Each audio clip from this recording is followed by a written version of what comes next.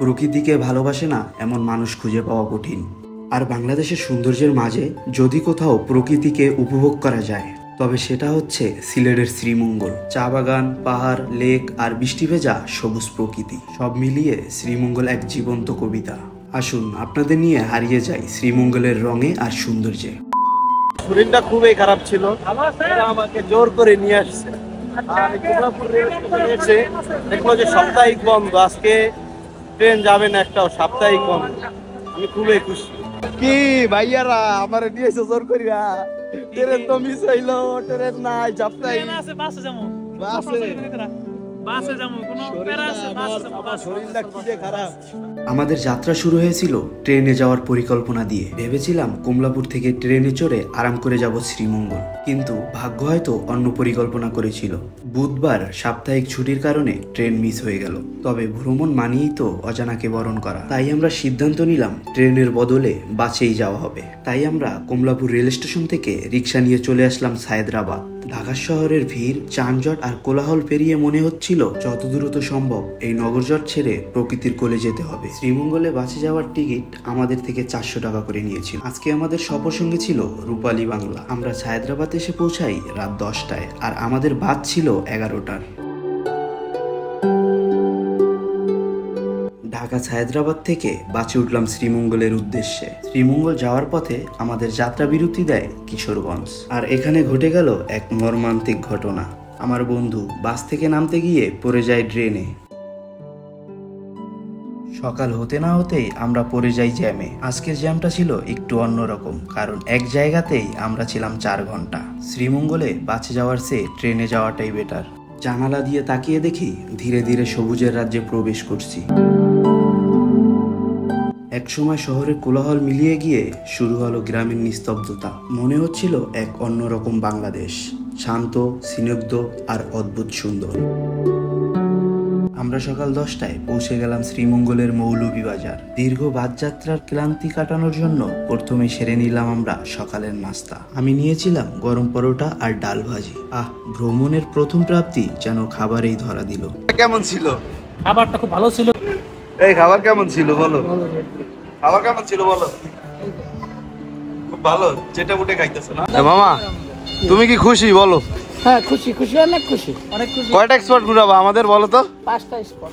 বলো তো কি কি? মামার নাম্বারটা নিয়ে যাও। কি কি স্পট একটু বইলা দাও। তাছাড়া মাধবপুর লেক, এই রাবার বাগান, নুরজাহান টি হাউস, বৌদ্ধভূমি। ওকে ওকে ওকে, কিন্তু মামা অনেক চলো ভালো, ঠিক আছে? শ্রীমঙ্গলের প্রকৃতি উপভোগ করার আসল স্বাদ পেতে হলে চাই একটু ভিন্ন অভিজ্ঞতা। তাই আমরা ভাড়া করলাম একেবারে স্থানীয় পরিবহন চান্দের গাড়ি। সারাদিনের জন্য আমরা ভাড়া করি, আর আমাদের দিতে হয়েছিল 1600 টাকা। খোলা আকাশের নিচে এই গাড়িতে চড়ে যখন শ্রীমঙ্গলের চা বাগানের ভিতর দিয়ে যাচ্ছিলাম, তখন মনে হচ্ছিল আমরা যেন এক নতুন জগতে প্রবেশ করছি। চা বাগানের সৌন্দর্য ভাষায় বর্ণনা করা সত্যিই কঠিন। যতদূর চোখ যায় সবুজে ঢাকা টিলা, আর তার উপরে সারি সারি চা গাছ। এরই মাঝে হঠাৎ ঝুম বৃষ্টি পড়তে শুরু করলো। বৃষ্টি ভেজা এই দৃশ্য শ্রীমঙ্গলের সৌন্দর্যকে করে তুলল আরো 1000 গুণ মনোমুগ্ধকর। প্রকৃতির এই সবুজ মায়াজালে হারিয়ে যেতে মন চেয়েছিল বারবার। প্রকৃতির এমন সৌন্দর্য দেখে মনে হচ্ছিল শহরের কোলাহল, ব্যস্ততা, দুশ্চিন্তা সবকিছু যেন এক মুহূর্তেই ভুলে গিয়েছি। লেকে যাওয়ার জন্য 50 টাকার একটা টিকিট ধরিয়ে দিল আমার কাছে, তো টিকিটটা নিয়ে নিলাম। আপনারা যদি আসেন তাহলে 50 টাকার একটা টিকিট ধরিয়ে দিবে, তারপরে মাধবপুরে লেগে যেতে হবে আপনার। মাধবপুর লেগে যদি আপনারা প্রবেশ করতে চান তাহলে অবশ্যই 50 টাকা দিয়ে টিকিট কেটে নিতে হবে। সিলেটের শ্রীমঙ্গল আসলে অবশ্যই মাধবপুর লেক ঘুরে যাবেন, কখনোই মিস করবেন না। শ্রীমঙ্গলের অন্যতম আকর্ষণ মাধবপুর লেক। চারপাশে পাহাড়ে ঘেরা এই লেকের সৌন্দর্য সত্যিই অতুলনীয়। লেকের নীলাভ জলে পাহাড় আর গাছের প্রতিচ্ছবি, আর বাতাসে ভেসে আসছে পাখির ডাক। মনে হচ্ছিল প্রকৃতি যেন তার সমস্ত রূপ আমাদের সামনে এসে ধরা দিয়েছে। লেকের আশপাশে আমরা অনেক সময় কাটালাম। কোনো শব্দ নেই, কোনো ব্যস্ততা নেই, শুধু প্রকৃতি আর প্রকৃতি। সময় যেন থেমে গেছে, শুধু মন ভরে যাচ্ছে নিরিবিলি এই সৌন্দর্যে।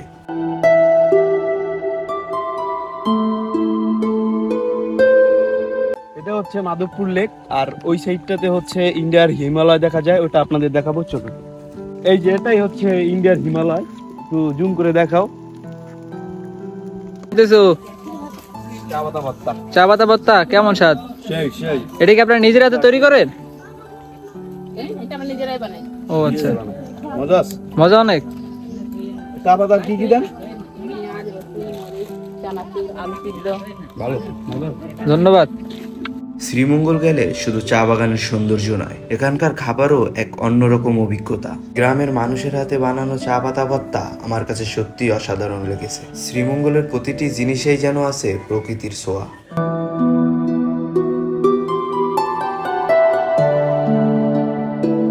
মাধবপুর লেক ঘোরা শেষে আমরা এখন চলে যাচ্ছি রাবার বাগানে। যদি শহরে থেকে আপনি বোরিং হন তাহলে আমি আপনাদেরকে বলবো আপনারা একবার হলেও শ্রীমঙ্গল ঘুরে যান। কথা বলতে বলতে আমরা চলে আসলাম রাবার বাগানে। হচ্ছে রাবার বাগান। এই যে কষ দিয়ে হচ্ছে রাবার তৈরি করা হয়। এখানে রাবার গাছ থেকে সংগ্রহ করা হয় এক ধরনের সাদা কষ বা দুধের মতো তরল পদার্থ। প্রথম দেখায় এটা অনেকটা দুধের মতোই লাগে, কিন্তু শুকানোর পর সেটাই শক্ত রবারে পরিণত হয়। আসলে এই কারণেই এই বাগানকে রাবার বাগান বলা হয়। প্রতিটা গাছে এরকম কিছু বাটি দেওয়া আর কি, তারা হচ্ছে গাছটাকে চামড়াটা কিছু কাইটে রাখে, দেন হচ্ছে এই কষটা তারা সংরক্ষণ করে। দেন এটা খেজুর আছে না, খেজুরের রসের মতো পড়তে থাকে, তারা সংরক্ষণ করে। তারপরে ওই কষ দিয়ে তারা আর কি রবরটা বানায়। এই যে দেখে আপনাদের, এই যে